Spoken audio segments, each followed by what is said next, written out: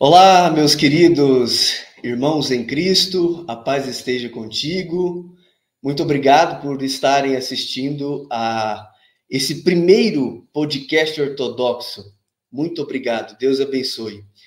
Eu sou o diácono Lucas, sou o diácono da Igreja Síria Ortodoxa de Antioquia, e este podcast é para falar sobre a fé da Igreja Síria Ortodoxa de Antioquia, da vivência cristã e de tudo aquilo que envolve o ser cristão.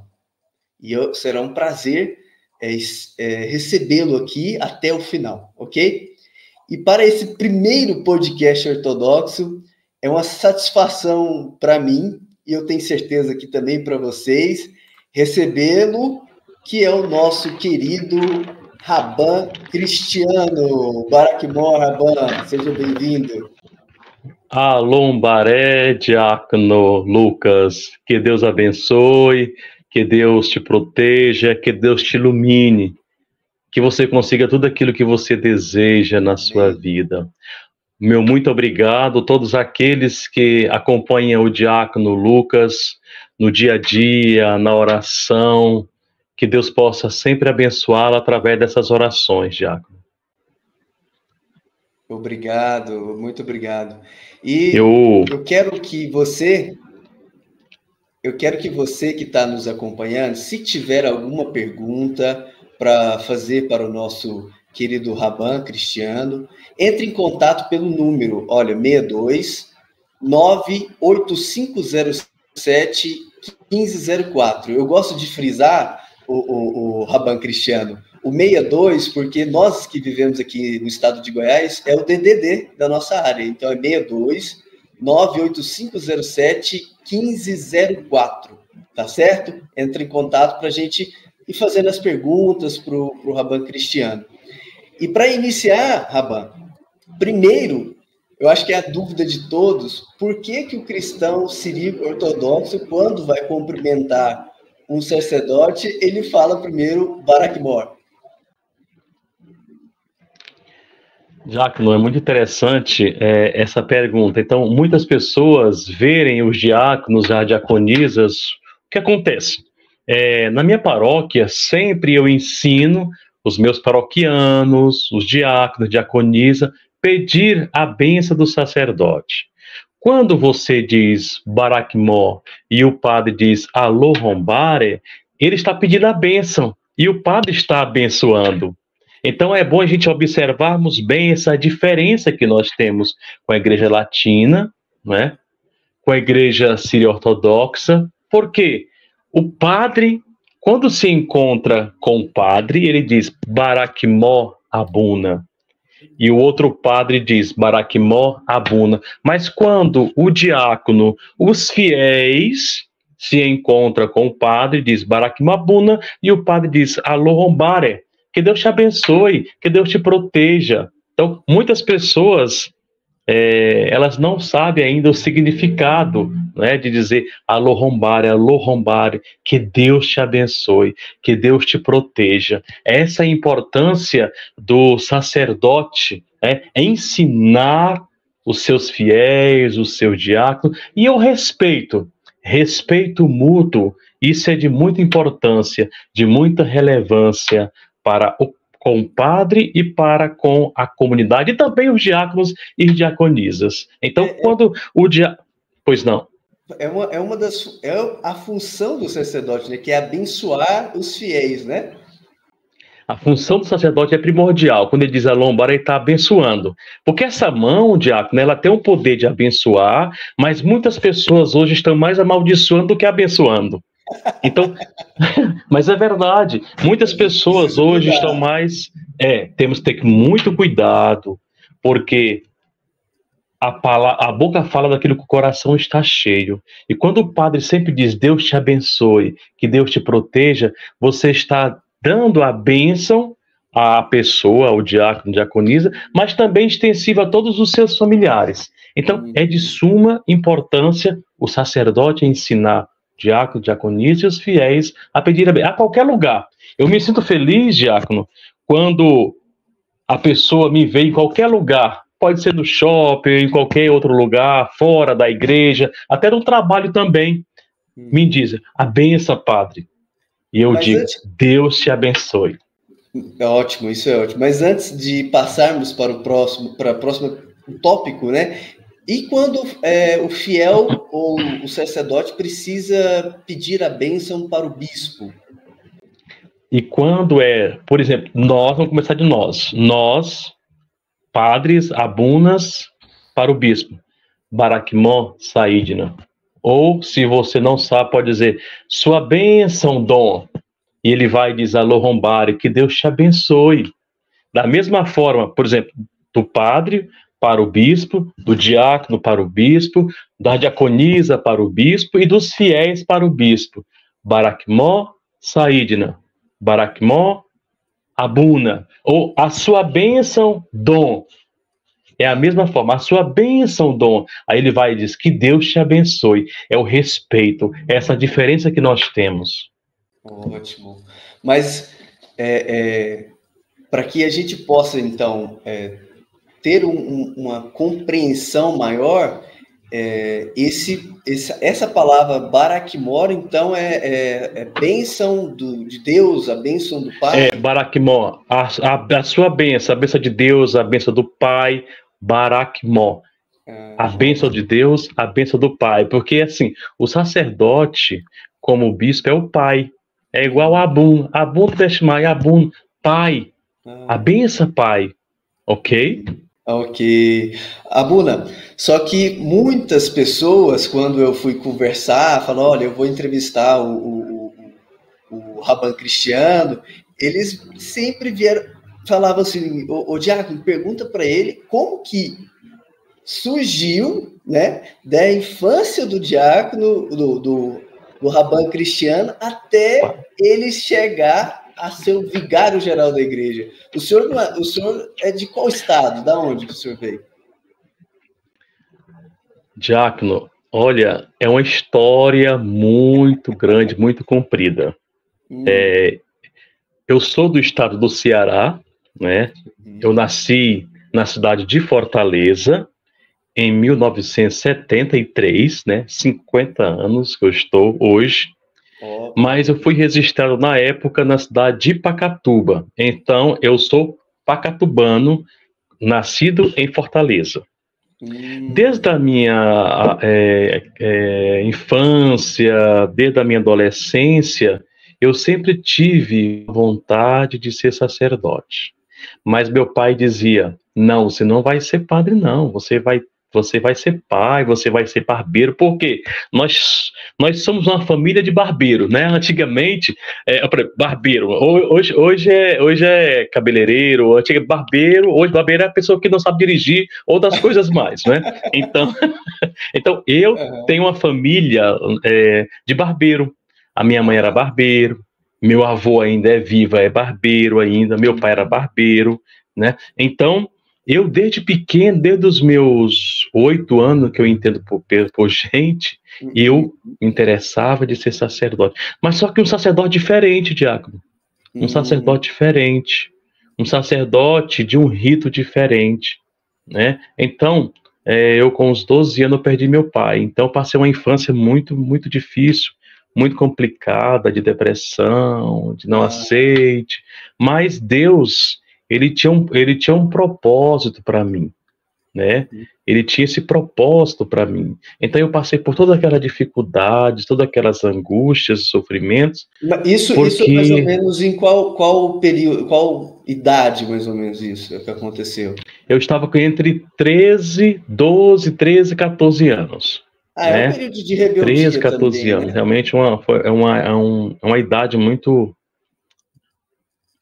de rebeldia também, e também de conhecimento. Como eu era mais velho, então tinha já um conhecimento a mais, né? Então, mas isso faz parte. Isso, tudo aquilo que eu passei fez eu crescer na fé, né? Deus me lapidou. Ele me tirou lá, amadureceu, ele me tirou lá do fundo do poço. Porque ele já tinha um propósito para mim, né? Então, o que aconteceu? Eu fui morar com a minha avó. Depois eu conheci um padre da Igreja Católica Romana. Falei que eu gostaria de ser um sacerdote. Passei. Me apresentou um outro padre que trabalhava também, que hoje é falecido, de saudosa memória, o Padre Leandro. Isso tudo no Ceará? Tudo no Ceará. Tudo no Ceará, né? Fora antes os trabalhos, né? Eu trabalhava na rodoviária de Pacatuba, eu vendia laranja, tapioca, era picolé. Tudo para ajudar a família, né? Para ajudar a família, din-din e outras coisas mais. Aí eu fui jardineiro, mas sempre o propósito de ser um sacerdote, de sair do local, de conhecer uma outra realidade, de conhecer o mundo e o mundo me conhecer. Eu com 13, 14 anos. Então sempre eu digo que Deus, ele nos dá, né? Ele nos dá, como é que eu posso dizer? Força, né? Força, sabedoria, inteligência, para que nós possamos fazer o que a gente quer. Porque ele dá o livre-arbítrio. Mas se eu for contra, lá na frente eu vou cair, né? Então, tentei de várias maneiras, de várias formas, futuramente, né? Lá mais com 18, 19, 20 anos, a não ser sacerdote. Mas sempre vinha aquilo na minha cabeça. Sempre vinha aquelas lembranças, aquela vocação já, como eu falava com meu pai, com meus 8 anos de idade, dizendo, pai, eu quero ser um sacerdote. Eu quero ser um sacerdote mais diferente. Mas eu nem sabia, nunca ouvi falar da Igreja Sírio-Ortodoxa de Antioquia. Nunca. Mas antes de entrar propriamente dito na ida para a Igreja Sírio-Ortodoxa de Antioquia, e sua mãe, com essa vontade, o seu pai não queria? A minha mãe sempre me deu essa liberdade de escolher o que eu quisesse da minha vida, né? Sempre me deu essa liberdade, nunca falou nada, nunca foi contra, nada. Sempre ela ficava no silêncio. Sempre eu dizia que era no silêncio de Maria, né? Porque ela sabia meus anseios, ela sabia minha vocação, então ela deixava a gente à vontade. O meu pai não, meu pai porque queria que ele queria que eu fosse casado, desse muitos filhos, essas coisas bem patriarcal, né? Um patriarcal diferente. Entendi. Mas aí, quando que o senhor conheceu a fé da Igreja Sírio-Ortodoxa de Antioquia? Foi com um longo tempo. O que aconteceu? Eu passei, né? Nos meus estudos, eu terminei técnico de enfermagem, auxiliar de enfermagem, fiz uma especialização em enfermagem e cuidei de um padre da Igreja Romana. Ele veio a falecer, né? Isso passando um pouco de muitas coisas. Ele veio a falecer. Mas antes dele falecer, eu dizia para ele era formador, disse assim, padre, eu quero ser um padre da Igreja do Oriente, uma igreja do rito diferente, né? E ele me diz, olha, eu tenho uma igreja ali, a igreja apostólica, verdadeira, una, santa, católica, apostólica, a igreja Sírio-Ortodoxa de Antioquia. Isso lá no Ceará, em Fortaleza, né? Então ele me apresentou o Monsenhor Cláudio, que era da nossa igreja, lá no Mudubim, e eu fui conhecer a igreja e me apaixonei pela igreja. Logo depois, um ano e meio mais ou menos, ele veio a falecer. E eu fui fazer o meu vocacionado na Igreja Sírio-Ortodoxa de Antioquia, lá no Ceará. Ok?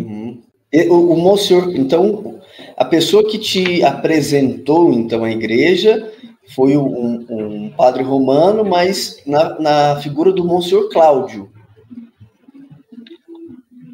Isso, porque o Monsenhor Cláudio, ele era representante de todo o Ceará, todo o Nordeste, antigamente, né? E o padre Alcântara, que era um dos formadores, né, que formava os padres, só formava os seminaristas para ser sacerdote, em Fortaleza, ele conhecia o Monsenhor Cláudio, na época. Tá? Então, ele me apresentou o Monsenhor Cláudio e eu comecei a ser acompanhado vocacionalmente, né, com ele. Okay?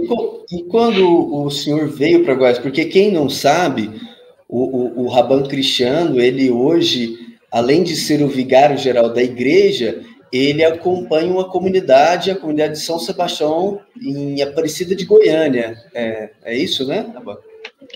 Eu me ordenei em 2005 em Fortaleza, diácono, pelas mãos do bispo emérito Dom Faustino.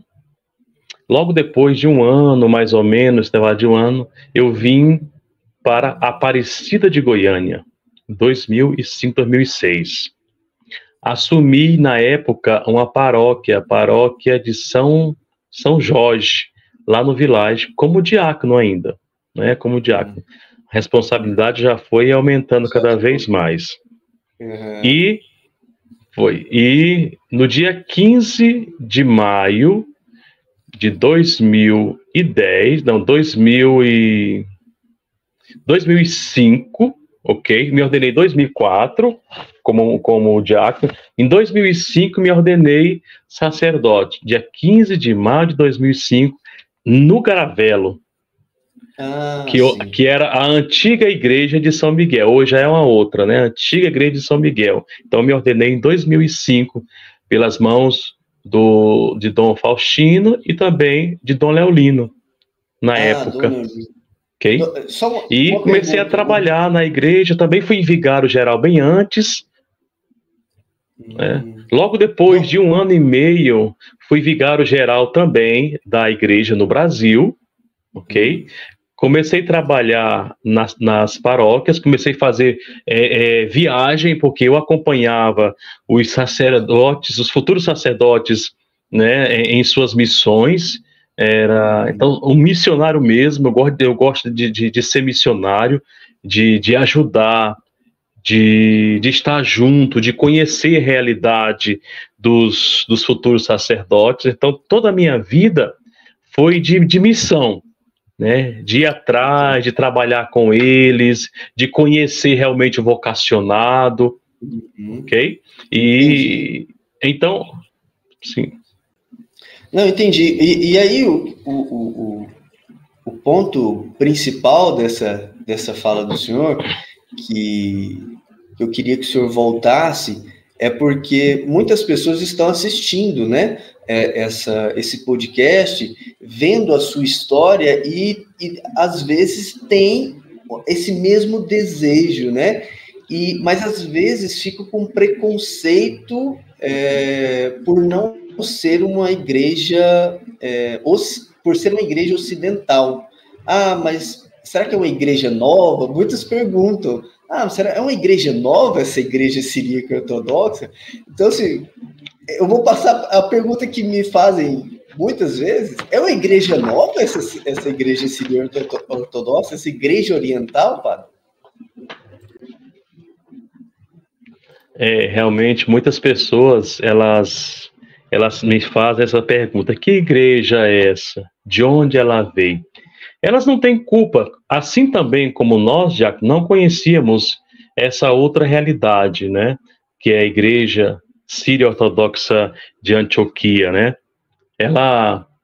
A igreja sírio-ortodoxa de Antioquia, ela foi a primeira a adotar este nome de ortodoxa, né? Se a gente observar realmente, nós somos ortodoxos autênticos. E ela veio de Paulo Barnabé, lá de Antioquia, onde eu tive essa alegria de estudar, de estar, né, aonde Paulo, Barnabé, Jesus, lá que foi fundada. Primeiro foi a igreja de Jerusalém, depois foi a igreja de Antioquia, né? Por isso que diz igreja sírio-ortodoxa una, santa, católica e apostólica. Então, nós somos verdadeiros católicos. né? Porque quando se diz ortodoxo é ortodoxia reta, que nunca muda. Sempre nós seguimos a mesma linha. O oriental. Muitas pessoas que me questionam, principalmente familiares, né? Porque vem desse rito latino e devido à catequização de muitos anos, né? Fica com aquela impressão que a única igreja apostólica é a igreja latina. E pelo contrário, né? Se a gente pegar os Atos dos Apóstolos, nas primeiras cartas já fala da igreja siríaca ortodoxa de Antioquia, né? Que era uma comunidade de Antioquia. E aí, aproveitando isso que o senhor está falando, voltando um pouco para a sua realidade, eu acho interessante isso de mostrar a realidade do senhor e dos entrevistados, porque muitos conseguem se ver, né? Falam, nossa, se ele consegue, eu posso conseguir, né? Se ele se converteu, eu também posso me converter. E aí o senhor tinha comentado sobre este momento da história pós-Jesus Cristo, os primeiros séculos pós-Jesus Cristo, na qual Pedro, que fundou a comunidade de Antioquia, por isso que nós somos apostólicos. Então, o senhor, em 2005, né, se eu não me engano, se ordenou diácono, veio essa vontade de ser monge, e o senhor foi mandado, o único brasileiro cearense que foi mandado a Damasco, se eu não me engano, né, para estudar. Me conta um pouco como é que foi essa história do senhor, essa preparação até ir a Damasco. É uma longa história, né? Então, no decorrer de 2005, trabalhei bastante, juntamente com Dom Faustino e Dom Leolino, né? Fazendo os nossos encontros aqui no estado de Goiás, como também em Brasília. E em 2010 eu coordenei a Assembleia Geral aqui do estado de Goiás e do Brasil todo. Daí, em 2009, tinha ido uma comissão para Damasco, né? Para Damasco. Dom Faustino, Dom Leolino, os padres, né? Os monsenhores. Quando chegou lá, o Saída Patriarca de saudosa memória, Ignácio, solicitou estudantes brasileiros em 2010, em 2009. Quando foi, aí mencionaram o meu nome e de mais três, o Roberto, o Paulo e o Dario, Brasil, né? Então, em 2010, do dia 21 de agosto, vão os estudantes para Damasco. Tudo diferente. Costumes diferentes, comida diferentes, fala totalmente diferente. Foi, assim, um período de muita provação na minha vida lá, né? Mas era aquilo que eu queria. Né? Então o senhor foi e residiu em Damasco, no mosteiro? Residi em Damasco, no mosteiro, em Sidnaia, né? Onde fica o nosso mosteiro mesmo. E abaixo, em Damasco mesmo, temos a Catedral de São Jorge, que bem perto também fica a casa de Ananias, né? De Ananias, Ananias pegou Paulo, levou para lá, foi curado, e assim sucessivamente. Passando um ano e meio, ou antes disso, eu comecei a trabalhar com o patriarca, né? Eu, o Dom Titus, né, que era monge, e logo depois ele me ordenou monge, em 2012. Por quê? O patriarca, então, te ordenou monge? Me ordenou monge. Então, eu sou o primeiro monge na história da Igreja Sírio-Ortodoxa de Antioquia, sendo o pioneiro, né? O pioneiro. Eu falo assim, entre aspas, para quebrar os paradigmas, a ser monge na Igreja Sírio-Ortodoxa de Antioquia. Agora, Logo depois, no dia 12, no dia 21 de agosto de 2012, ele me convida, né, faz um convite para que eu vá à Argentina. Então ele me ordena em 2012, no dia 21 de agosto de 2012, ele me ordena monge, sendo o primeiro monge. E logo depois ele designa um padre para me ensinar a liturgia. Mas dentro ali do mosteiro a gente estudava liturgia, cânticos, né? A gente participava de tudo do mosteiro. Tudo que tinha no mosteiro, nós participávamos. É bom o senhor falar sobre isso, que o senhor no mosteiro aprendeu os cânticos, né? Porque certa vez eu fui no mosteiro aqui do Brasil e tinha um seminarista que falou: nossa, é bom quando o Rabban Cristiano tá, porque ele canta, né? E ele ensina a gente a cantar. Então, esse canto que o senhor ensina a nós, brasileiros, o senhor aprendeu no mosteiro em Damasco. Eu aprendi no mosteiro. Diácono, eu sempre digo que a ortodoxia, ela tem uma fé diferente, né? Sempre eu digo que a ortodoxia tem uma espiritualidade diferente. Uhum. Eu sempre digo para os padres e os futuros diáconos, quando você ama o que você faz, você não cansa. Uhum. Quando você tem a vocação mesmo, você não cansa. Então, eu me apaixonei pela ortodoxia da Igreja Síria Ortodoxa, me apaixonei pelos ritos, pelos cânticos, pelas melodias, entendeu?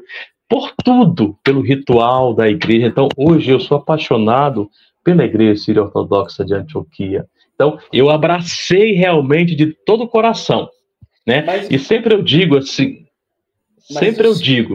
se eu morrer 1000 vezes e puder nascer, serei da Igreja Síria Ortodoxa de Antioquia.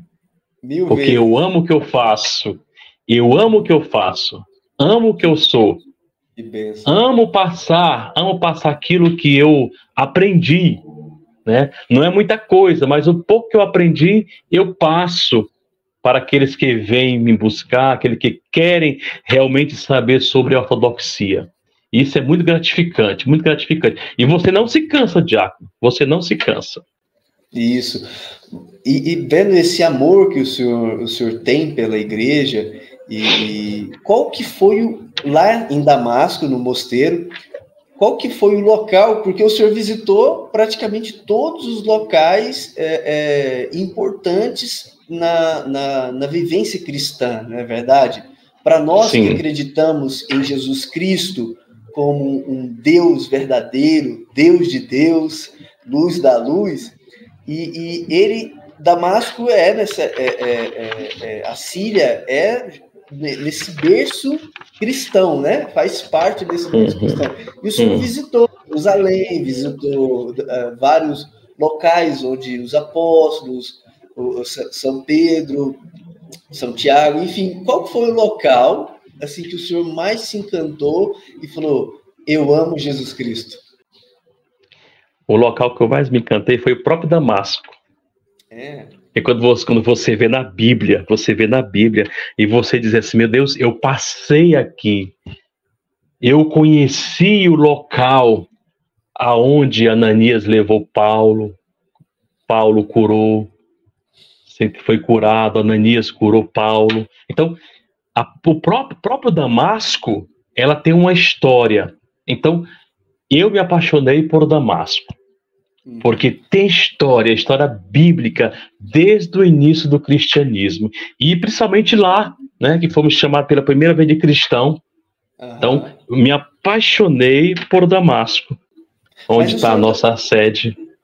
Mas o senhor também teve a oportunidade de visitar a Terra Santa, né? Sim, eu tive a oportunidade de visitar a Terra Santa, tive a oportunidade também de conhecer onde Moisés avistou a Terra Prometida e morreu, né? Tive também esta alegria, esta honra de conhecer aonde Moisés bateu no cajado e saiu água. Isso, você entendeu? São relatos do Antigo Testamento que o senhor... Do Antigo Testamento. Teve a presença. Aí, eu paro para pensar, diácono, digo assim, eu, um nordestino, um cearense, atravessar o oceano e conhecer toda essa história de Jesus é uma graça. É uma graça imensa que Deus me deu. Então, eu agradeço todos os dias, porque eu, comigo mesmo, eu não teria condições de ir atravessar esse oceano, conhecer onde Jesus passou, aonde ele nasceu, sim, aonde houve aqueles milagres, certo? Então, é uma graça muito grande que Deus me deu. Então, eu agradeço todos os dias a Deus. E é muito importante a gente comentar isso, que o senhor já foi nesses locais, porque a igreja sírio-ortodoxa, ela está presente nesses locais, né? Não é uma igreja que vai para visitar, não, ela tem templos, locais sagrados para nós, que professamos a fé em Jesus Cristo, e que ela está ali ajudando a manter, a zelar, não é verdade? E isso, a Igreja Ortodoxa, como ela diz, como eu sempre digo, una Santa Católica e Apostólica, ela está enraizada. Para você ver, nós somos os primeiros a ser chamados de cristãos. Uhum. Por isso nós chamamos de Igreja Sírio-Ortodoxa de Antioquia. E aonde se vai, no Oriente, nós temos igreja enraizada, Uhum. temos povo, temos fiéis, temos história. Uhum. Isso é que nos engrandece na nossa fé, no nosso amor à Santa Igreja. Isso é que nos engrandece. Então, voltando um pouco, para que eu possa entrar na igreja, eu pesquisei, né? Eu pesquisei, fiz perguntei às outras igrejas, porque eu era um adolescente, não sabia muito bem. Então, para mim entrar na igreja sírio-ortodoxa de Antioquia, no qual onde eu sou monge, sou monge, ok? Então, eu pesquisei bastante. Então, sempre eu digo para os vocacionados que não tenha medo de buscar fé verdadeira. Não tenha medo, não tenha dúvida de buscar a Igreja Sírio-Ortodoxa de Antioquia, que nós temos história desde a época de Paulo e Barnabé, Pedro, alicerçado na nossa igreja. Eu exatamente era nesse sentido que eu ia fazer a pergunta para o senhor, porque a gente está conversando de uma igreja que ela é formada no Oriente, né? E passa por muitas perseguições, muitas provações, mas que permanece, né? Mas para nós aqui que somos brasileiros, tupiniquim, né? Para nós que somos aqui do Tupiniquim, nós podemos adentrar essa igreja ou não? É só para o pessoal que está lá no Oriente? Olha, eu, cearense, aonde eu estou, né? Aonde eu estou? Aonde todos aqueles padres, diáconos, diaconisas, monsenhores estão. Então, a igreja, ela é mãe. E ela está para receber a todos aqueles que querem realmente receber a igreja como mãe. Então, você que mora em qualquer lugar, vamos dizer do mundo ou do Brasil, você pode ser um diácono, diaconisa, um sacerdote da Igreja Sírio-Ortodoxa de Antioquia. Porque, como eu falei antes, ela é mãe, ela recebe, ela está de braços abertos para te receber, independente da sua raça, independente da sua cor, independente da sua cor. Então, ela sempre está te chamando. Você que sente um chamado a ser sacerdote, por exemplo, eu sou monge, eu não posso me casar mais.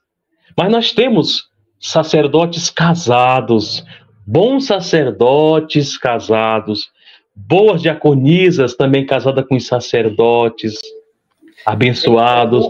Nós temos... É bom o senhor já estar entrando nessas diferenças, né? Que era a próxima pergunta que eu ia fazer.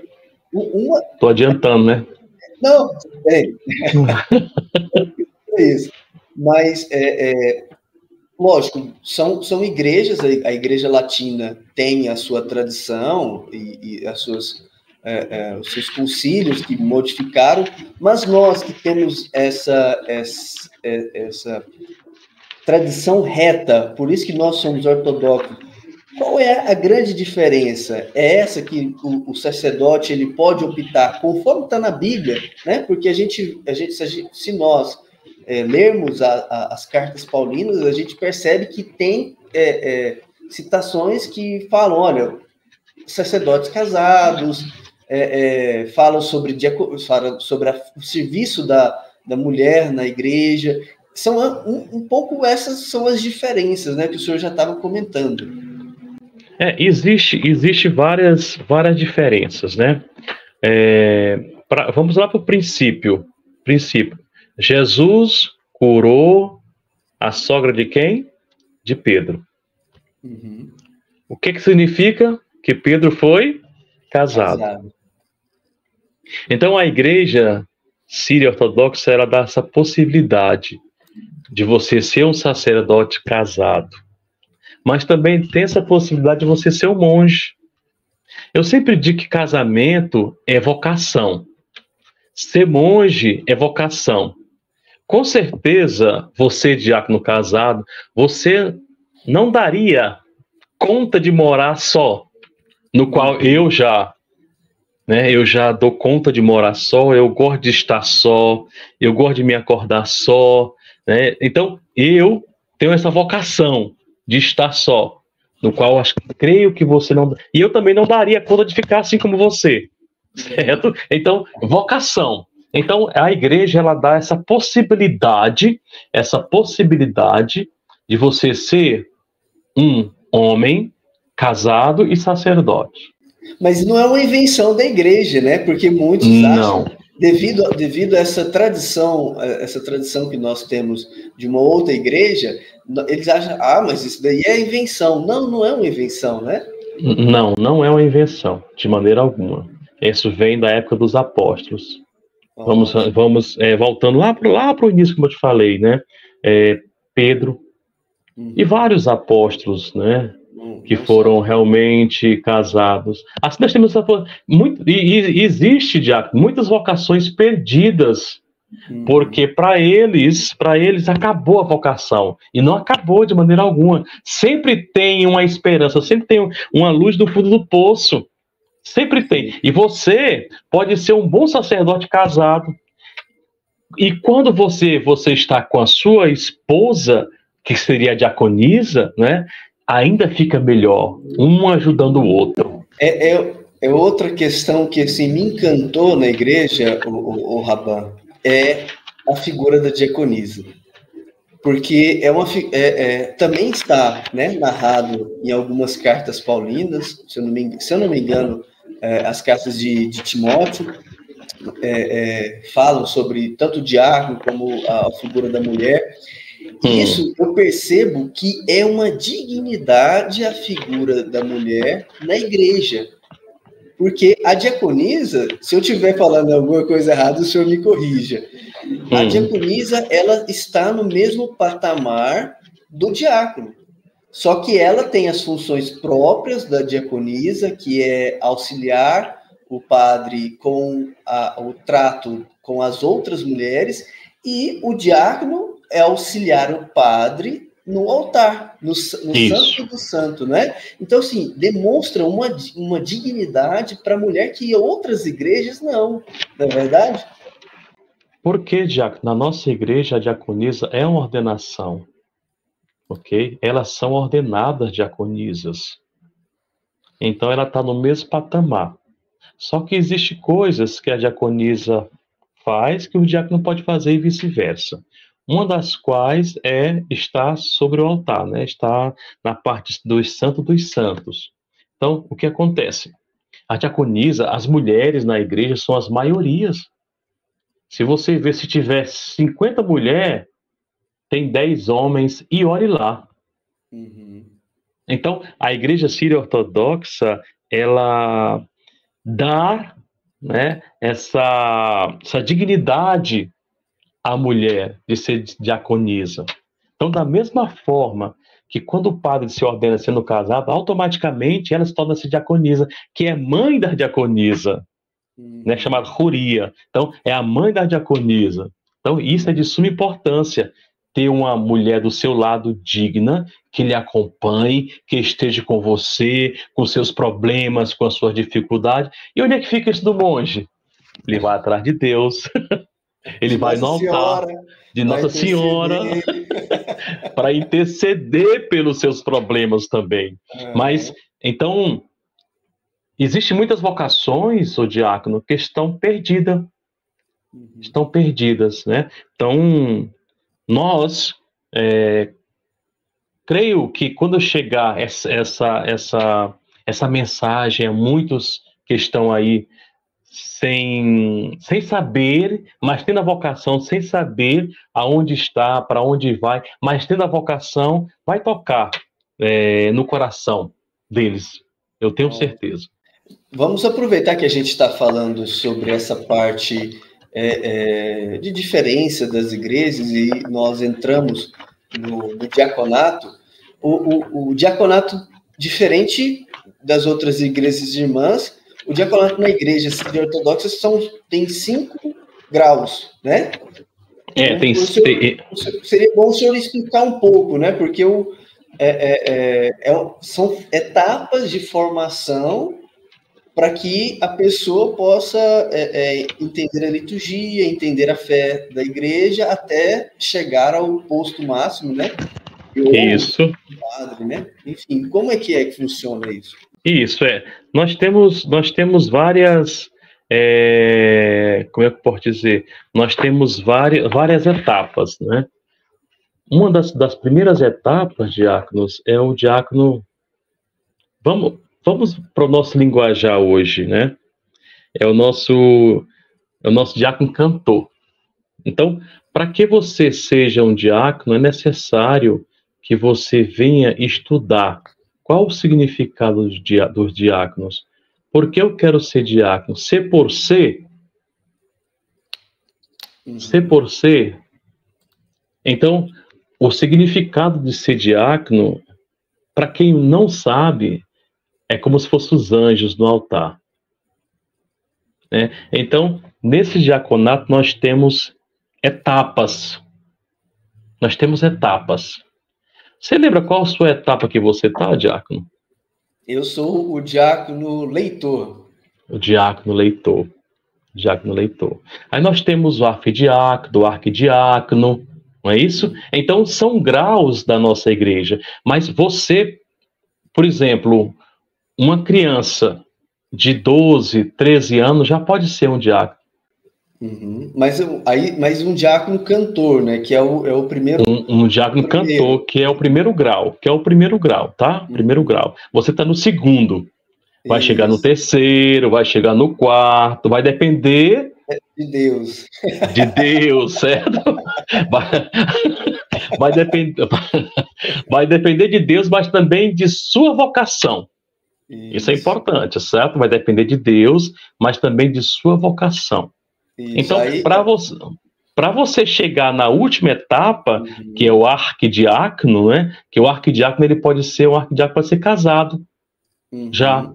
Mas para você ser um sacerdote, você tem que ser casado. Você não, você já está o quê? Já está casado, já tem Uhum. esposa, já tem filho, então você já vai passando, já é mais fácil. Mas Uhum. no caso de um solteiro, ele tem que ser diácono, Uhum.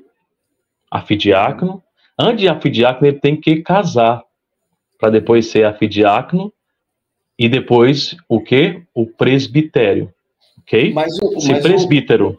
mas o candidato que tem o desejo de ser monge ou viver uma vida celibatária, ele também pode ser diácono.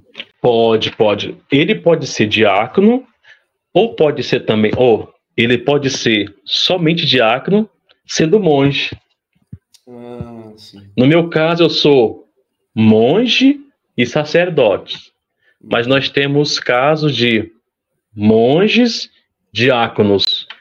Se eu não me engano, recentemente aqui na Igreja do Brasil, na Igreja Sírio-Ortodoxa em Missão no Brasil e na América Latina, veio um monge da Síria que ele era monge e somente diácono, ele não era sacerdote, né? Se eu não me engano. Isso mesmo, teve. Eu não estou lembrado muito bem o nome dele, mas os que eu conheci, todos eram diáconos e sacerdotes. Certo? Todos já eram diáconos, monge e sacerdote. Tá? Monge e sacerdote. O que nós temos aqui, todos três que são de colônia são monges e sacerdotes. O senhor falou por exemplo, eu, monge sacerdote, o monge Paulo, monge sacerdote, monge Efrem, monge sacerdote, monge Isaac, monge sacerdote. O senhor falou algo interessante que é bom explicar, porque isso aconteceu comigo. Quando eu fui pesquisar sobre a igreja, me veio essa diferenciação. Mas que no final das contas, depois, eu fui ver que era a mesma igreja. Mas existe no Brasil duas frentes, né, de evangelização. A evangelização de colônia e a evangelização, se eu não me engano, de missão. De missão, né? Isso. Eu... Explique um pouquinho para aquele que está se convertendo agora entender isso. É a mesma igreja. Por exemplo, eu de igreja de missão, eu trabalhei nas colônias e na Argentina, certo? Eu, sendo de missão, trabalhei nas colônias da Argentina. Nós temos a igreja de missão para os brasileiros, mas tendo como gestor arcebispo da colônia. Ok? Nós temos o arcebispo Dom Sevérios para as colônias. São as mesmas igrejas, mas nenhuma pode se intrometer na outra. Porque o nosso arcebispo Dom Tito está para a missão e América Latina. O arcebispo Dom Sevérios está para colônia. Então eles trabalham com as colônias e o Dom Tito trabalha com a missão. Mas é a mesma igreja. A mesma igreja, tá? Ótimo. Eu ficava com muita dúvida em relação a isso, mas foi fácil entender, porque a igreja sírio-ortodoxa, ela tem tanto o rito como a língua mãe, o aramaico. Então, essas pessoas que vêm para o Brasil, vieram para o Brasil, né, elas continuam com a língua mãe, então por isso que tem essa diferenciação. Existe a igreja de colônia para poder essas pessoas que vêm de fora continuar com a mesma, né? É mais ou menos isso?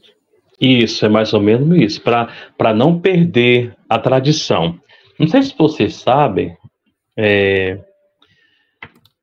em 2016, Sua Santidade Saudosa Memória me manda uma carta para que eu vá trabalhar na igreja de colônia em São Paulo.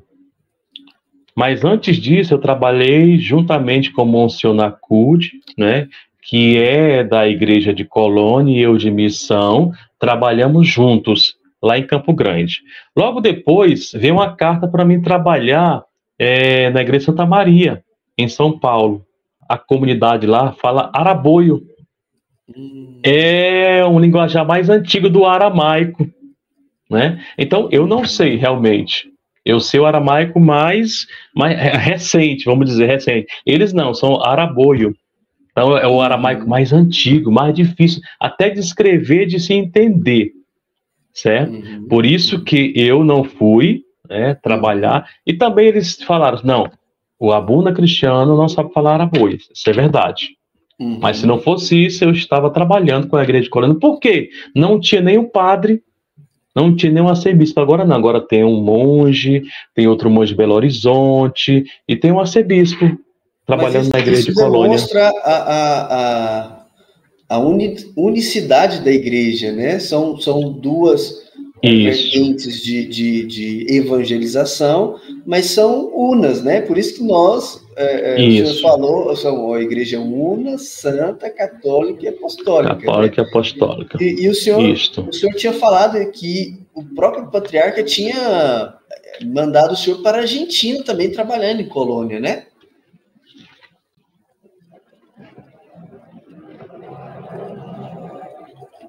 Falhou. Eu estava comentando que o senhor também, o senhor estava até comentando que também teve a oportunidade de trabalhar na Colônia, na Argentina. Isso. Trabalhei na Argentina porque na Argentina, na época, o digníssimo diácono, não tinha sacerdote. Em 2012 não tinha sacerdote. E nós estávamos com 4 igrejas fechadas. Então, o patriarca me envia para trabalhar em Córdoba, na Argentina, e Santiago del Estero. É uma província, mais ou menos de 8 horas de viagem de uma para outra. Nossa. Como eu fazia? Eu vivia nas 2 províncias,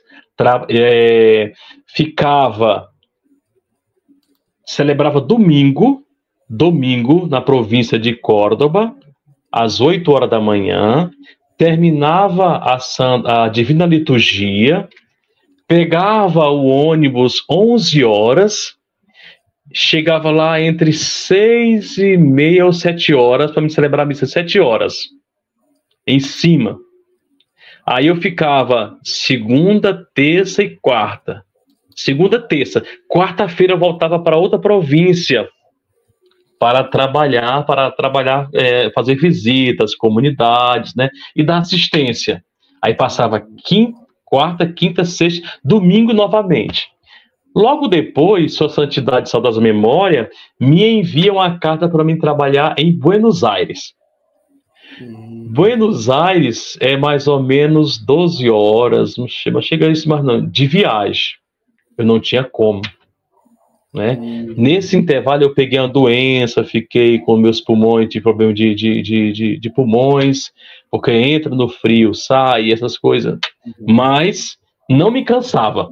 Aconteceu, diácono, aconteceu de pessoas morrerem na paróquia, e é assim, na nossa tradição, o padre dá assistência ao falecido, né, da casa do falecido, para a casa velatória, da casa de velatório, vai para o cemitério, faz as orações, termina as orações do cemitério, vai para a casa do falecido. Já aconteceu de pessoas morrerem assim no mesmo, vamos dizer, 6 horas de diferença, e eu fazer 48 horas de viagem para dar assistência às 2 comunidades que ficam em províncias diferentes. O senhor comentando essa dificuldade, uma coisa que eu percebo, lógico, naquele sacerdote que tem esse ânimo de trabalhar, né, vontade, mas a Igreja Sírio-Ortodoxa, ela é uma missão pesada, porque são várias coisas que nós precisamos fazer, né? É uma missão muito pesada. Sempre eu digo, Diaco, você tem que ter amor pela causa. Você tem que se entregar pela causa. Não é fácil, é difícil. Mas, voltando um pouco, os meus paroquianos me perguntavam, Abuna, o senhor não está cansado? Eu não estou cansado, porque eu faço aquilo que eu amo, que eu gosto. Eu estava tão cansado de uma maneira, mas sem um cansaço assim, mais aliviado, que em uma sala velatória, em vez de eu entrar no defunto, entrei em outro defunto. Eu estava tão assim que eu entrei em uma sala velatória que não era a pessoa, era uma outra pessoa, era testemunho de Jeová. Meu Deus. E eu comecei a fazer oração de cabeça baixa e a pessoa me perguntou: o que você está fazendo aqui? Eu vim fazer oração. Quem é o nome da pessoa? Tia Maria. Nunca esqueço. A tia Maria. Aqui não é tia Maria. Eu olho, é um homem no caixão. Eu não consigo. Mas eu achava tanta graça. Quando eu fui chegar na outra sala velatória, as pessoas perguntam: Padre, o que está acontecendo? Eu entrei na sala velatória diferente. E todo mundo começou a rir, né? Então são coisas de padre, né? Do dia a dia. É bom isso o senhor comentar, porque é árduo, o serviço é árduo, eu percebo, eu vejo o senhor, porque eu tenho uma certa proximidade com o trabalho do senhor, eu vejo que é árduo, mas que Deus dá um conforto, né? Eu acho que é isso. Dá um conforto e sempre eu digo, esse conforto é algo agradável.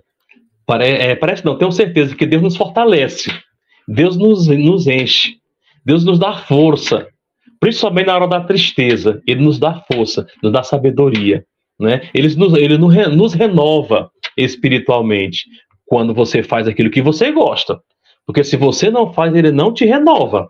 Tá? Ele não te renova. Por isso que eu digo, para ser um sacerdote, diácono, você tem que ter iniciativa, tem que ter amor, tem que ter garra, tem que ter resiliência, tem que ter força, tem que ter perceptividade para ser um sacerdote.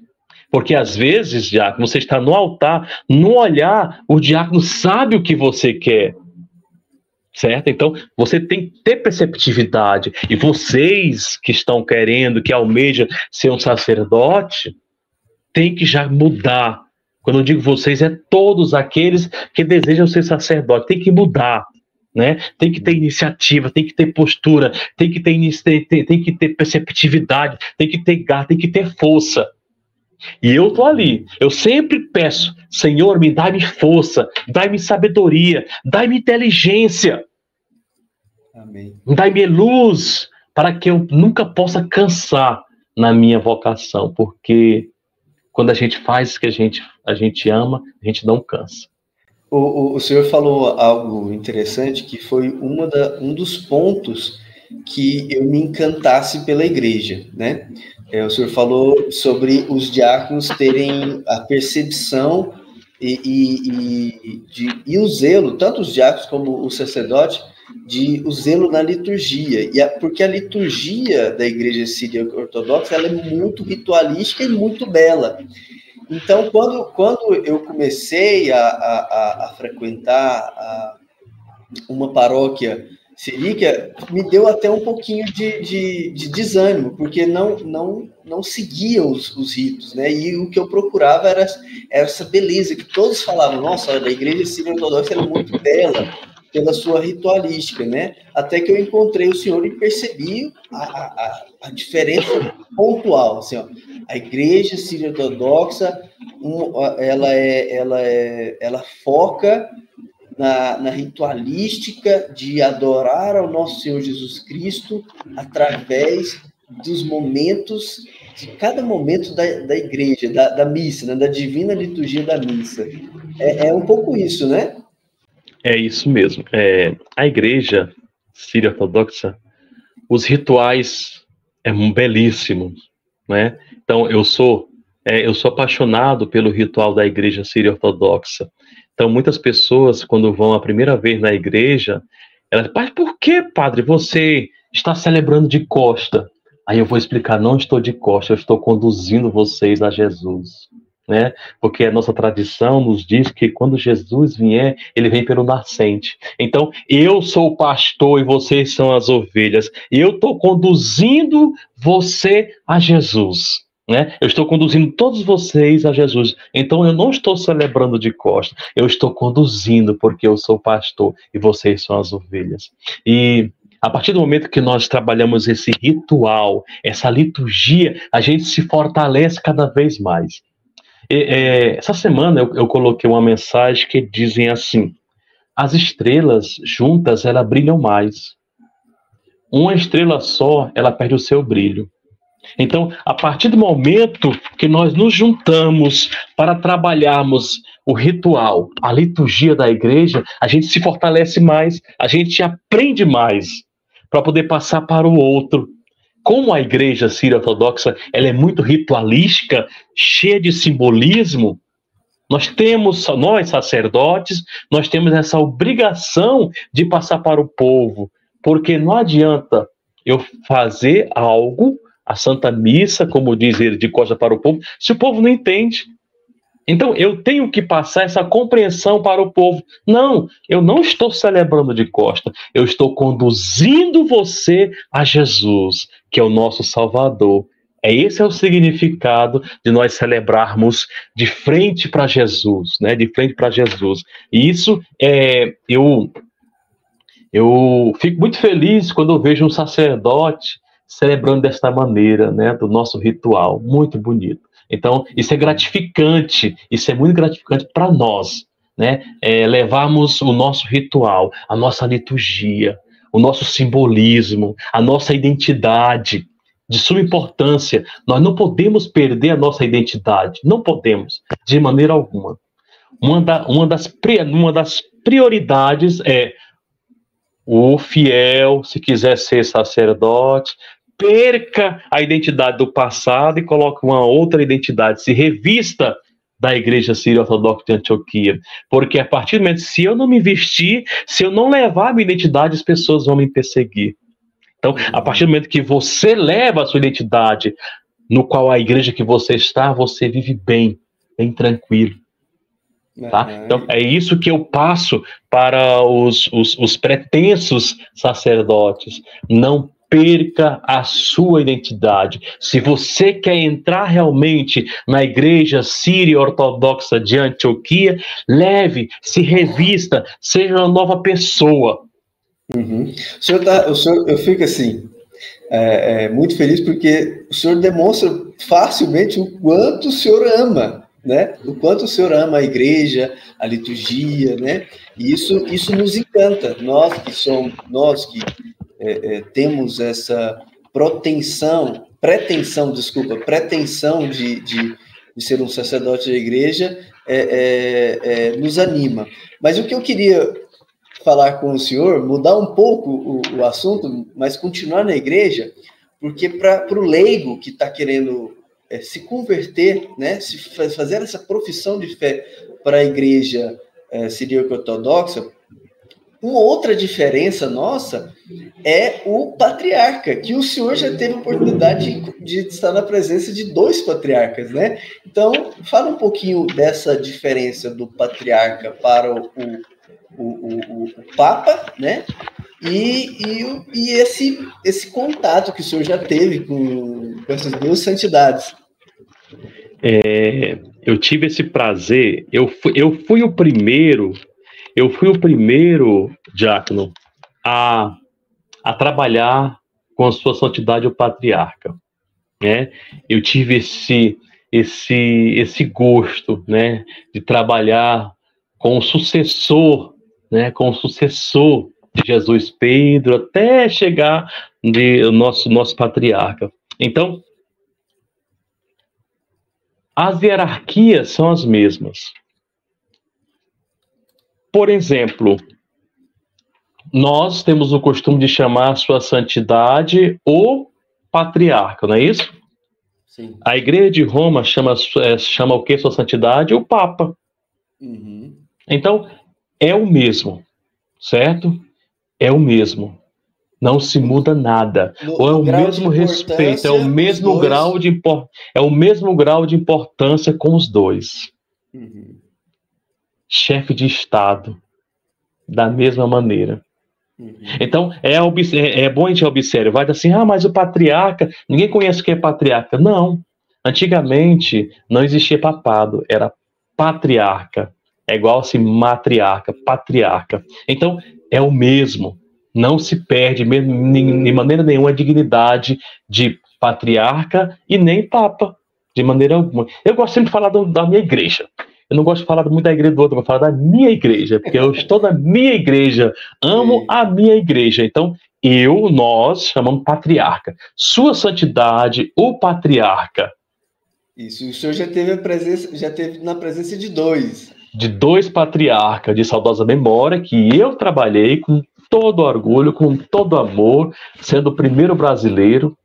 Primeira vez que eu comecei a trabalhar com patriarca, eu chorava, porque eu pensava nos ancestrais, nos nossos Jesus, Pedro, Paulo, Barnabé. Meu Deus, eu estou pegando essa sucessão apostólica, né? Eu estou carregando aqui essa sucessão apostólica dentro de mim. É um peso, diácono, é um peso muito grande, que só a gente mesmo que vive, a gente sente esse.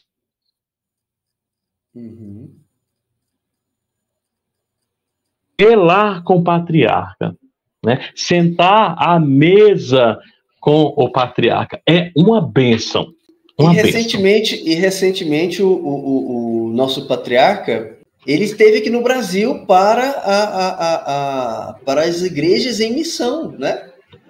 Sim, é de suma importância. Ele esteve aqui na igreja de missão e ordenou vários sacerdotes, né? Realmente confirmando ainda mais sobre a igreja verídica, una, santa, católica e apostólica, a igreja sírio-ortodoxa de Antioquia. Então ele veio carimbar mais aí. Desculpa. Tem uma foto dele aqui, eu vou adicionar aqui, ó. Ah, sim, Santo Seifo. Essa foto aqui, o Raban, para que o pessoal entenda quem é o nosso patriarca, quem é o sucessor de Pedro, que é esse que está no meio, ele que dirige a nossa igreja.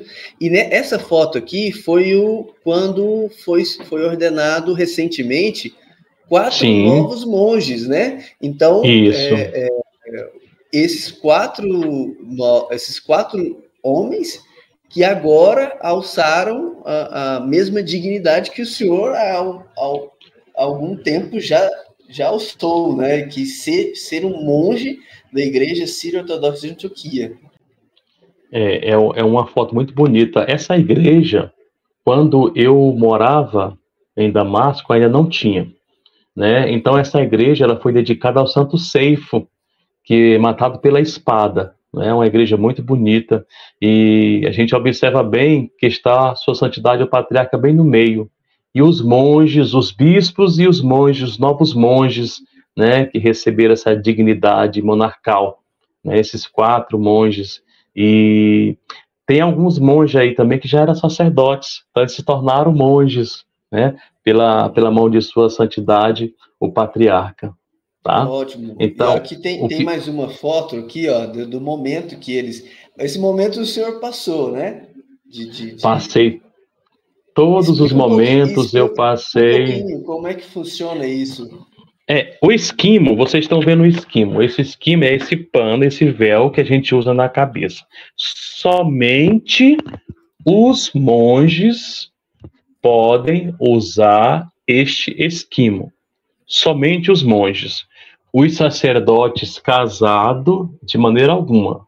Somente os monges. Então, Sua Santidade está colocando na cabeça dos monges este esquimo, né? Então, essa uma diferenciação visual que, se você tiver numa igreja sírica ortodoxa e você vê um homem de batina e com esse esquimo na cabeça, você já sabe, então, que ele é um monge, né? Ele é não necessariamente um padre, mas ele é um monge que se dedica a vida ao mosteiro, à igreja, e isolado, né? Então é assim que é o paramento, né? A veste dele. Logo que você vê um monge, desculpa, e um padre, você já conhece um padre casado e um monge. O monge está com esquimo e o padre casado não está, tá? Já tem essa diferença, tá ok? Mas os dois usam batina. Nessa própria foto também a gente percebe uma diferença entre o esquimo do patriarca com o esquimo do monge não é o patriarca, né? Existe uma diferenciação. É porque o que acontece esse esquema que o patriarca está usando é o esquema para a liturgia. Esse meu esquema é o esquema para o dia a dia, né? Então, é as minhas vestes. Mas eu também posso celebrar, mas eu tenho outros padres têm, os monges, somente para a liturgia, para a divina liturgia. Mas nós podemos celebrar também com ele, tá? Essa é a diferença. Vendo essas fotos, o senhor relembra o momento da sua... É ordenação que diz? É ordenação monarcal. Ordenação, lembro muito bem, muito bem. Até então, o nosso arcebispo hoje atual, né, o Dom Titus, né, no qual eu admiro muito, gosto muito dele, ele estava comigo na minha ordenação como monge também, né, o Dom Titus estava lá, a maioria daqueles padres que estavam lá hoje são bispos já, né, e eu tive o prazer de estar com o Dom Tito, que é o nosso arcebispo. Eu nem imaginava que ele ia ser um dia o nosso arcebispo no Brasil, né? Então, eu tive esse prazer de estar, de estar com ele na minha ordenação monarcal, que ele nos acompanhou. O Raban Cristiano, estamos nos aproximando já do final.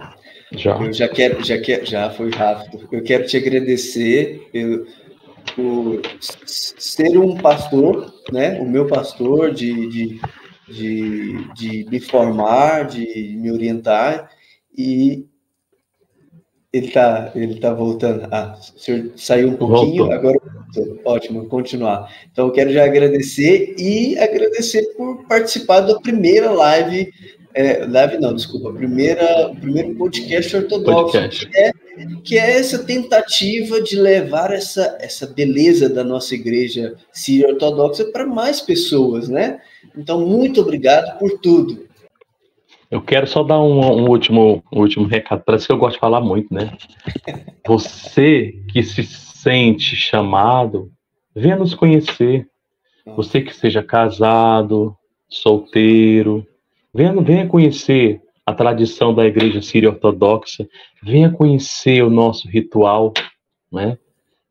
Você venha conhecer realmente, venha beber ali, olha, da nossa espiritualidade.